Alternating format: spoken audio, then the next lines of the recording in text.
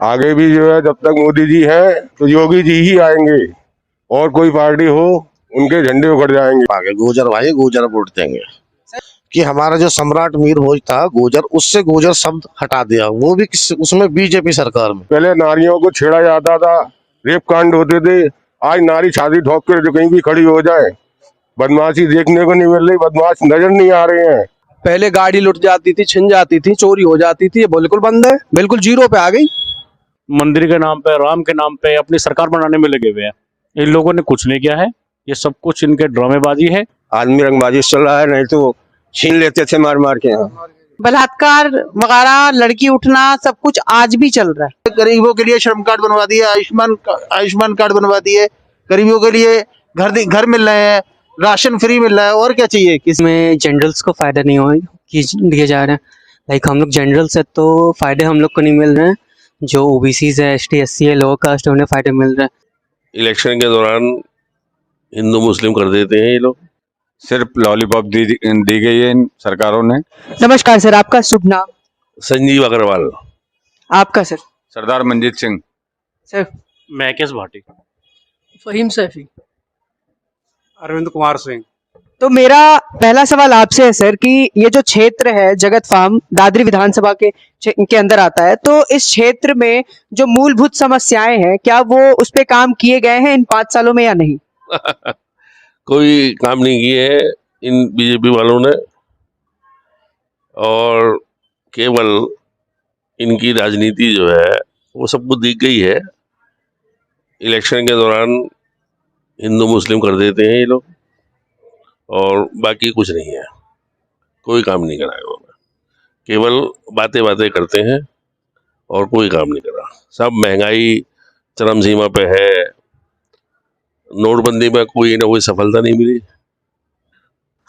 और सब जानते हैं सरकार, डीजल पेट्रोल सबके दाम बढ़े हुए हैं, किसी चीज़ की कोई सुनवाई नहीं है। आंखों को पट्टी बांध रखी है मोदी जी ने, और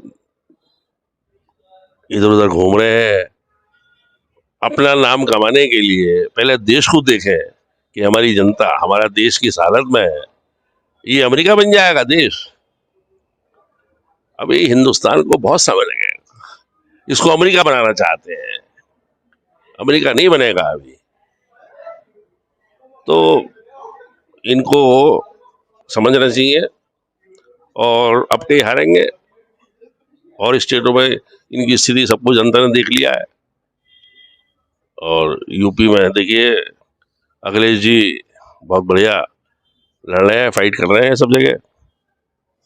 और बोलिए सर, मेरा आपसे सवाल है यहाँ के माहौल को लेकर के, इस क्षेत्र के माहौल को लेकर, कि पहले जो 5 साल पहले के माहौल और अभी जो 5 साल में यहाँ के माहौल में कुछ बदलाव आए हैं या नहीं? देखिए जनाब, कोई बदलाव नहीं आया है, सिर्फ लॉलीपॉप दी गई है इन सरकारों ने, कोई बदलाव नहीं आया है। जो कहा है इनके जो मैनिफेस्टो में था उन पे ही बिल्कुल खरे नहीं उतरे हैं। जो बोला है तो उसको बता देते हैं कि हमारा जुमला है ये, ऐसा कुछ नहीं हुआ, कोई बदलाव नहीं हुआ। मैं मार्केट का यहाँ का अध्यक्ष हूँ। यहाँ अभी 4-5 दिन पहले मार्केट के अंदर कुछ जीएसटी वाले आ गए, हमारे दुकानदार भाई, यहाँ के जितने व्यापारी भाई 5-10, वो लेके अपने सामान भगे। हमारे पास फोन आया कि भाई इस तरह से जीएसटी वाले आए, हम लोग पहुंचे उनके पास, जो भी अधिकारी आए हुए थे। तो हमने बोला कि भाई इतना जीएसटी लगा रहे हैं तो इतना डर का व्यापक कैसे डराते हो अपने व्यापारी को, आप हमारे को हैं? ये कोई तरीका तुम्हारा है नहीं। कोई कम से कम कैंप लगाइएगा, हाँ उसको मोटिवेट करिएगा व्यापारी को। कुछ हम लोग करेंगे, जो यहाँ की बॉडी है, कुछ आप मोटिवेट करें तो जब भी तो उसके जीएसटी के दायरे में आएंगे वो लोग। ऐसी गुंडागर्दी सी वो करते हैं, वो अधिकारी आकर, यहाँ के इंस्पेक्टर आकर जीएसटी के, वो फाड़ खाने को आते हैं उनको लोगों को। क्या हो रहा है जीएसटी के अंदर? एक तो व्यापार का बिल्कुल बट्टा बैठा हुआ है, तो व्यापार का बट्टा इन्होंने बिल्कुल बिठा रखा है, और ऊपर से जीएसटी लगा दिया है। जीएसटी के लिए इतना लोड पड़ गया है व्यापारी के ऊपर, एक्स्ट्रा एडवोकेट वकील हायर करने पड़ रहे हैं, और एक्स्ट्रा जो उसकी सोर्स ऑफ इनकम है वो उसमें डाउनफॉल आ गया है। एक तो वैसे ही व्यापारों का बिल्कुल मंदा है कि कोविड भी आया हुआ है। कुछ सरकारों की सोच ऐसी है कि अभी जैसे अग्रवाल साहब ने बताया कि इनकी जातिवाद पे जब तक ये सुधार नहीं करेंगे, जातिवादी को खत्म नहीं करेंगे, सबको एक छत के नीचे नहीं लाएंगे, 36 बरादरियों को, सारी बरादरियों को, चाहे कोई भी किसी कम्युनिटी का सही, तो उनका मेरा सुझाव ये है कि 36 बरादरी, ऐसा इनका भैंस का कैसा भाव रहता है, अहंकारी जैसे अहंकारी करता है ना इंसान, ऐसे करता है। व्यापारी का व्यापार नहीं चल रहा है, इनके किराए नहीं निकल रहे, भाड़े नहीं निकल रहे, यहाँ देख लिए कितनी हालत खराब है इसकी, ऊपर से जीएसटी ठोक दिया गया, इतना जीएसटी है तो उससे डरता है व्यापारी, तो उसमें चोर बाजारी, क्योंकि ये सब लोग इंस्पेक्टर भी मिले हुए होते हैं उससे, तो उसमें चोर बाजारी होती है। तो ये सब चेंज होना चाहिए, इन चीज़ों पे ज़रा फोकस करना चाहिए सरकारों को। जिस मैंडेट के साथ इनको लोगों ने जिस मैंडेट दिया इनको, वो उस पर खरे नहीं उतर रही है सरकारें, बस जुमलेबाजी है, कुछ नहीं है, हिंदू मुसलमान करना है और ये फलाना जात बरादरियों की राजनीति करते हैं, कोई देश पे ध्यान नहीं देनी चाहिए। बस तुम इतना लोग डरते क्यों हैं आप लोगों से, बीजेपी वालों से, या मैं किसी की सरकार की वो नहीं कर रहा, मैं किसी सरकार का विरोध नहीं कर रहा, कि डरना चाहिए, बड़े प्यार से इन लोगों को लें, क्योंकि हमारी जनसंख्या भी बहुत ज़्यादा है, पॉपुलेशन ज़्यादा है, वो भी एक समस्या हमारे मुल्क के अंदर है। तो एक बरादरियों के नाते के छोड़कर एक ऐसा माहौल, अच्छा साफ सुथरा सा माहौल पैदा करे जो लोगों के डर निकले इसके अंदर से। तो अभी लोग सहमे सहमे से चुप रहते हैं, और तुम्हारे सामने भी, मीडिया के सामने बोलते हुए डरते हैं, ये मेरा कहना है। मेरा अगला सवाल आपसे है सर कि सुरक्षा के क्षेत्र में अभी जो सरकार है उन्होंने कुछ काम किया है या नहीं? देखिए, सुरक्षा की अगर बात करी जाए तो सुरक्षा के अंदर जो 5 साल के अंदर जो हमारे इस देश के अंदर जो माहौल बनाया है, एक मुस्लिम कम्युनिटी को जो है टारगेट किया गया है, हर जगह जो है मॉब लिंचिंग जो है हुई है। ये हमारा देश जो है सेकुलर है, इस देश के अंदर हिंदू मुस्लिम सिख ईसाई सबका जो है इस मिट्टी के अंदर खून जो है शामिल है, और इस मिट्टी के अंदर जो है वीर अब्दुल हमीद साहब और चाहे भगत सिंह हो, इन्होंने सबने इस देश के लिए जो है अपना योगदान दिया है, और एक जो मोहब्बत थी वो लोगों के अंदर इस सरकार ने बिल्कुल ख़त्म कर दी है। जैसा हम माहौल के अंदर हम पहले चलते थे, एक भाईचारा का जो संदेश हम पहले से देता आ रहे थे, वो इस तरीके का कोई भी जो है इस सरकार ने जो है आपस का भाईचारा पूरा ख़त्म कर दिया है। और रोज़गार की बात करें तो रोज़गार के अंदर बिल्कुल जो है ये मान के चलिए कि रोज़गार बिल्कुल ख़त्म कर दिया है। पहले नोटबंदी आई, उसके बाद फिर जो है इन्होंने अब वो जीएसटी लगा दिया, फिर उसके बाद में जो है अभी ये कोरोना का चला है प्रोग्राम, ये सब बिल्कुल ठप हुआ पड़ा है। तो आपको क्या लगता है कि कोरोना जो है ये भी बस एक बहाना है? नहीं, बहाना है। अब ये तो जो है हमारे देश के जो लोग हैं, जो इस हमारे जो बड़े तबके के लोग जो हैं, पढ़े लिखे हैं लोग, उस चीज़ को ज़्यादा जाना है, क्योंकि जो बात हम तक आएगी, सरकार जो कहेगी हमें वो फॉलो करना पड़ेगा। लेकिन मेरे को ये समझ में नहीं आ रहा कि भी कैसी चीज़ें हैं, क्योंकि अगर रैलियां हो रही हैं तो उनके अंदर जो है कोरोना नहीं है। एक बच्चे जो हैं, छोटे छोटे बच्चे हैं, क्लास में 10-20 बच्चे होते हैं, उन बच्चों को कोरोना हो जाएगा। लेकिन एक इतनी सारी भीड़ के अंदर कोरोना लोगों को नहीं हो रहा है, बच्चों को स्कूल के अंदर कोरोना हो रहा है, उनकी बिल्कुल क्लासें ब्लॉक कर दी गई हैं, बंद कर दिए गए हैं स्कूलें। तो हमारी जो ये पीढ़ी है कैसे पढ़ लिख के आगे बढ़ेगी, कैसे होगा इन लोगों का? क्योंकि 1 साल अगर बच्चा नहीं पढ़ा है तो वो 2 साल जनरेशन पीछे चलेगी उसकी। तो अब आप ये समझिए कि सबसे पहले जो है हमें हमारी सरकार को सोचना चाहिए था कि भी सबसे पहले हमारा रोज़गार जो है बिल्कुल ठप पड़ा हुआ है। इस रोज़गार के बारे में सरकार को कुछ लाना चाहिए था। ऐसा कुछ नहीं है, इस मामले में, हर मामले में सरकार बिल्कुल फेल रही है, और हम इस बार जो है सरकार को बदलने की पूरी जो है हमारी जिद्दोजहद है, और हम पूरी मेहनत कर रहे हैं, और इंशाअल्लाह सरकार तब्दील होगी। सर, मेरा अगला सवाल आपसे है सर कि जैसे अभी जो सरकार है उन्होंने कहा है कि हमने बहुत सारे युवाओं के लिए योजनाएं बनाए हैं जिससे कि उनको रोजगार मिलेगा, उनका विकास होगा, तो क्या ये बात कितनी सच है? कुछ भी योजना नहीं बनाई है, आज भी बेरोजगार घूम रहे हैं लोग, बच्चे पढ़े हुए लिखे हुए खूब मेरे पास मैं खूब देखता हूँ, यहाँ मार्केट में आते हैं जिन बच्चों ने MBA BCA ये सब कर रखी है, यहाँ दर दर भटकते हैं, ये सब झूठ बातें हैं। इन लोगों ने तो सिर्फ लड़ाने का काम किया है, आपस में जनता लड़े। आज के टाइम व्यापार बिल्कुल ठप है। हमारे यहाँ जगत फार्म में जो व्यवस्था है वो बिल्कुल ध्वस्त है। ना यहाँ पार्किंग की व्यवस्था है, ना यहाँ कुछ मतलब रेहड़ी पट्टी इतनी हो चुकी है कि मतलब कोई गौर नहीं है किसी को भी, ना प्राधिकरण इन पे कोई सर्वे करता है, ना कोई मतलब यहाँ आता नहीं है। सिर्फ आता है तो बस अपने 1-2 दिन आए और फिर चले गए। तो आज के टाइम व्यापार बिल्कुल ठप है। ये लोग तो अपना क्या है, मंदिर के नाम पे, राम के नाम पे अपनी सरकार बनाने में लगे हुए हैं। इन लोगों ने कुछ नहीं किया है, ये सब कुछ इनके ड्रामेबाजी है। आज स्कूल बंद है, बच्चों का भविष्य खराब होते जा रहा है। आप देखिए कि मतलब पेरेंट्स से फीस पूरी ली जा रही है, स्कूल बंद है, अपनी इनकी रैली बराबर चल रही है। तो यह है कि अब चेंजिंग का मूड है, बिल्कुल चेंज करेंगे। हाँ जी जी, मेरा अगला सवाल मैम आपसे होगा कि कहा जा रहा है इस बार कि जो पिछली सरकार थी वो महिलाओं की सुरक्षा में असफल रही, और अभी जो सरकार है इन्होंने महिलाओं की, इनके सरकार आने से महिलाएं घर से बाहर निकल सकती हैं बिना किसी डर के। तो क्या इस बात में कितनी सच्चाई है? सर ऐसा कुछ नहीं है, ऐसा कोई वो नहीं हुआ कि पिछली सरकार फेल हो गई, ये सरकार में बलात्कार वगैरह, लड़की उठना सब कुछ आज भी चल रहा है। लेकिन ये है कि पहले से आपको ये फायदा है कि एटलीस्ट आप कहीं पे भी कंप्लेन करते हो कि सुनवाई है। ऐसा कुछ नहीं है, सेफ है, इतना आपको तसल्ली है कम से कम कि हाँ जी अगर ये सरकार अब जो है अब वो आपको केयर तो कर रही, सुन तो रहे हैं। पहले तो सुनवाई नहीं थी, अब एटलीस्ट ये देखो कुछ सुनवाई है। बाकी सर डिपेंड करता है कि कैसे है, लेकिन अदरवाइज पहले से बेटर है, मैं तो यही बोलूंगी सर। जी, तो मेरा अगला सवाल होगा, सीधा होगा कि अभी जो 2 पार्टियां सबसे उभर के आ रही है इस प्रदेश में वो है सपा और बीजेपी। तो आपको क्या लगता है सर कि इस बार किसकी सरकार बननी चाहिए और क्यों बननी चाहिए? सरकार देखो, फाइट तो दोनों में है, लेकिन जनता अभी 10 दिन है इलेक्शन में, जनता ने मन बना लिया है, जनता सब जान गई है, वोटर हमारा बहुत जागरूक हो चुका है। सरकार समाजवादी पार्टी की ही बनेगी। जो कैंडिडेट एक्चुअल चाहता है आना और जो देख रहा है कि आप ऐसे ही कि साल आपने वोट दे दिया पूरे गायब हो जाते हैं, तब आते हैं नजर जब हमें वोट चाहिए होता है उन लोगों को। हमें ऐसा बंदा नहीं चाहिए, वो हमारे को जेन्युइन समझे। तो सर की बात बिल्कुल सही है कि हम लोग किसी पार्टी के साथ नहीं, जो हमारे हमें समझता है, जो परेशानियों को देखेगा वही आएगा, हम तो उसी को वोट देंगे। तो इस बार जो अभी जो सरकार है उन्होंने अपने 5 साल के कार्यकाल में ऐसा कोई काम नहीं किया जिससे कि उनकी सरकार फिर से बन पाए।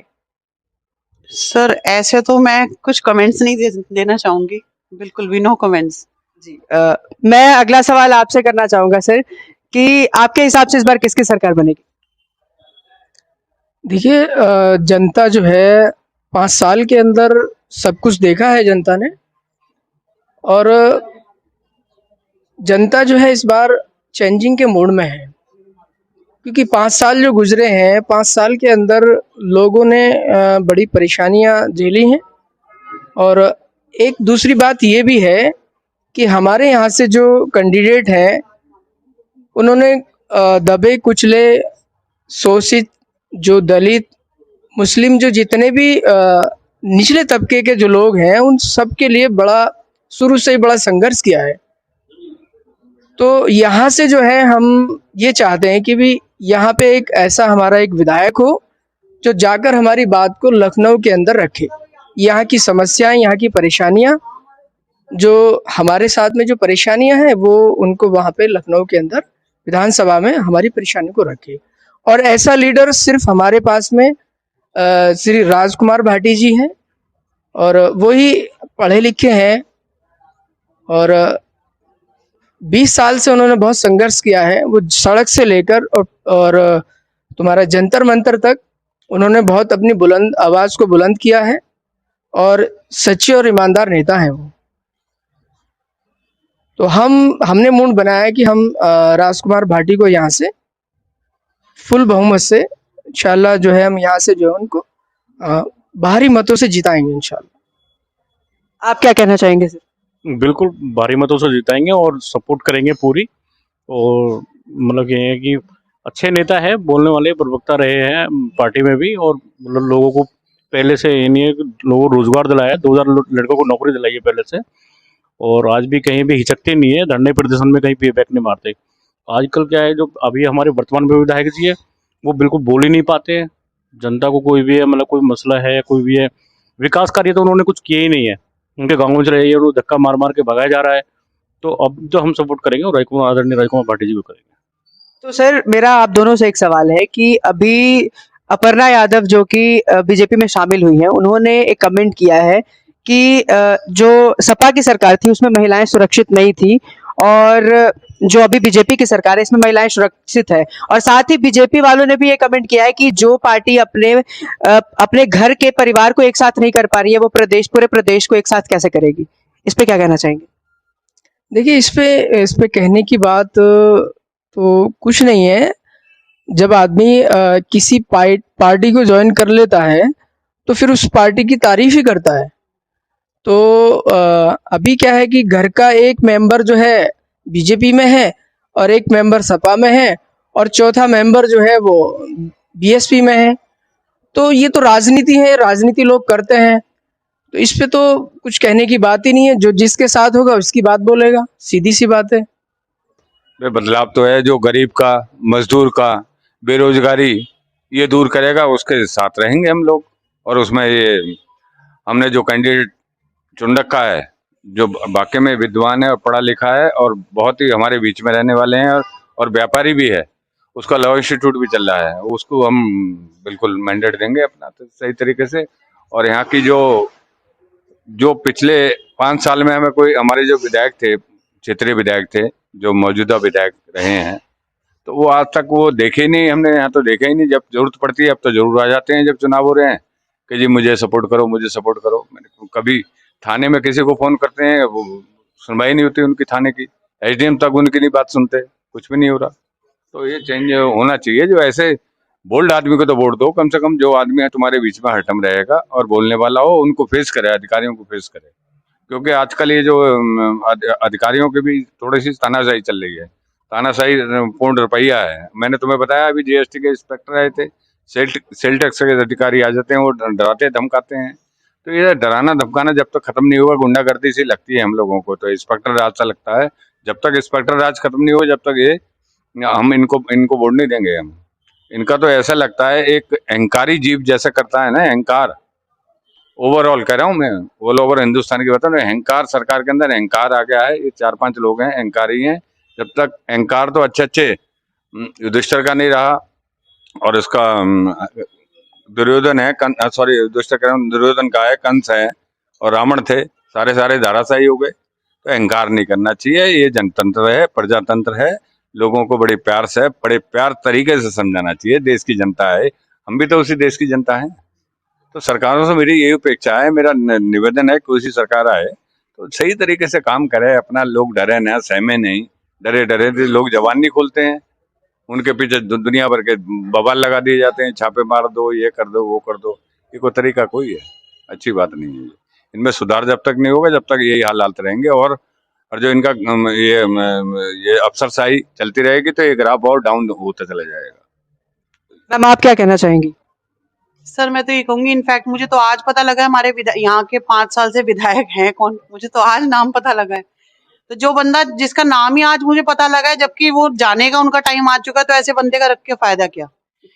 सीधी बात है, कॉमन सेंस। मतलब मैं तो नॉर्मली बात करूंगी कि जिस बंदे का मुझे नाम ही नहीं पता लगा आज तक कि ये विधायक है हमारे, ऐसे बंदे का हम करेंगे क्या? जो बंदा रीचेबल नहीं है, जब हमें जरूरत हो वो बंदा हमें सुन के राजी नहीं, तो फायदा क्या? ऐसा होना चाहिए इंसान जो हमारी परेशानियों को सुने। वो तभी सुन सकता है जब वो हमारे बीच में रहेगा। और जो भाटी जी हैं वो हमारे बीच के बंदे हैं, उनके पास आप रात बेरात भी अगर कोई प्रॉब्लम लेके जाते हैं, वो बंदा सॉल्व करने वालों में से है, हमारे लिए लड़ने मरने वालों में से। ऐसा नहीं कि अपना जब तक वक्त था वोट मांग लिया, उसके बाद तुम कौन तो मैं कौन। हमें ऐसा बंदा, मैं आपको बता रही हूँ, इससे बड़ा और मिसाल क्या हो कि मैं व्यापारी हूँ, लेकिन मुझे आज पता लगा है, मैंने सर से पूछा, मैं कहा हमारे विधायक जी हैं कौन? फिर फायदा कैसे बंदे का जिसका नाम ही नहीं पता किसी को?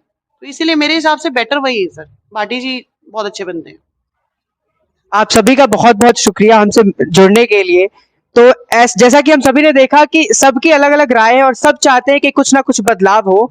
तो इससे अभी फिलहाल यहाँ तो ये मालूम चलता है कि सपा की सरकार भारी है बीजेपी पे। तो आइए बाकी देखते हैं कि हमारी और जनता क्या कहती है।